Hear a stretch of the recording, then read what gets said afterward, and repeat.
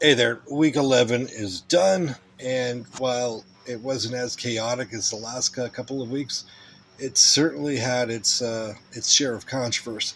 Let's start with the first game of the week. It was the Calgary Stampeders losing to the Ottawa Redblacks 31-29 off a walk-off field goal by Lewis. Now, Calgary has been hit or miss this year. They've been very excellent on the road or at home, but not so much on the road. They were at home and they were good. They were taking a very good Ottawa team to the brink, and they somehow found a way to lose.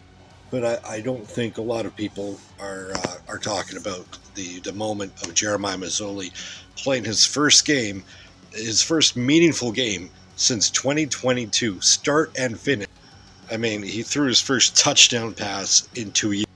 Hell, he finished a game that he started and won for the first time since the Eastern semifinal in 2021. Dare we say quarterback controversy? Because Drew Brown, when he comes back, earned himself the number one.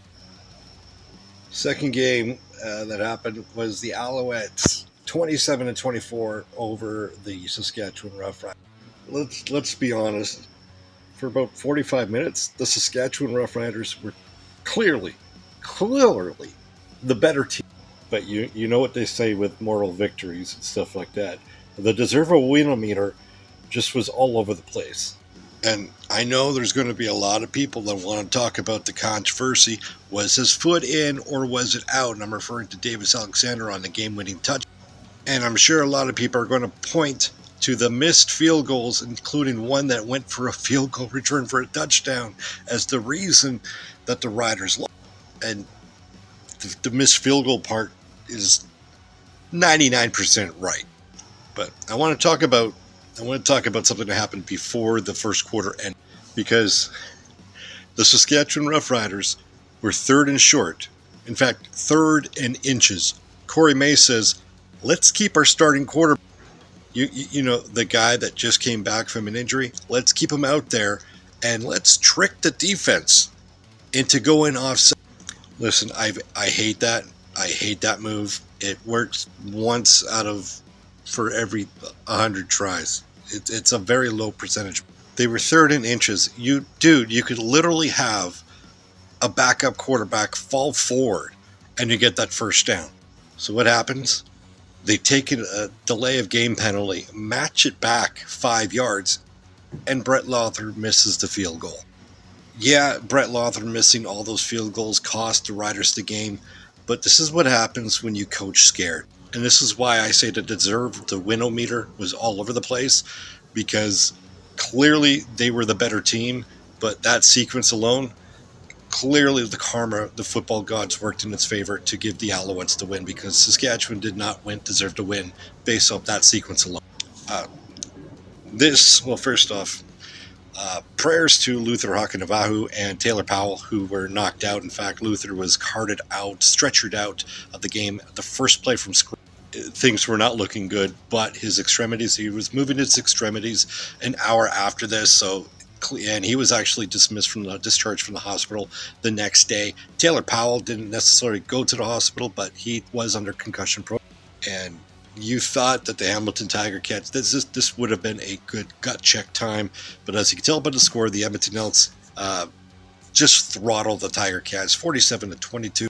It wasn't close. It really wasn't close. It looked like Edmonton had something to play for, and Hamilton's hearts just weren't in it. Although you can say that, their hearts weren't in it for the last few months, because Hamilton's not a good football team. Don't look now. This team that started 0-7 is now 2 points back of the Winnipeg Blue Bombers and the Calgary Stampeders, and now 4 points back of the BC Lions, and surprisingly are now 5 points out of first. And it's unbelievable. Last game of the week, the BC Lions drop their debut, Nathan Rourke's debut, to the Winnipeg Blue Bombers, 20-11. What can you say about Winnipeg's defense? They've been super.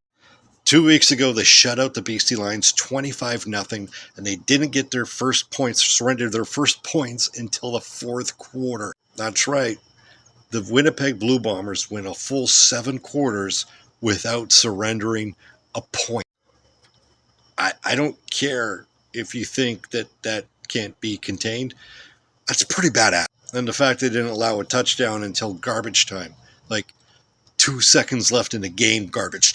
But in all honesty, the game really wasn't good. I mean, it was hyped up to be good because these two teams met in the previous two Western, and we had the return of Kid Canada, Nathan Rourke. And you could tell it's been a while since he appeared in a CFL. I don't have his full stats, but he was well under 50% completion percentage, and his total yardage just wasn't good enough. I expect him to be better, but it doesn't get better because next week they play the Ottawa Redblacks in Ottawa. And I said, Ottawa's an up-and-coming team.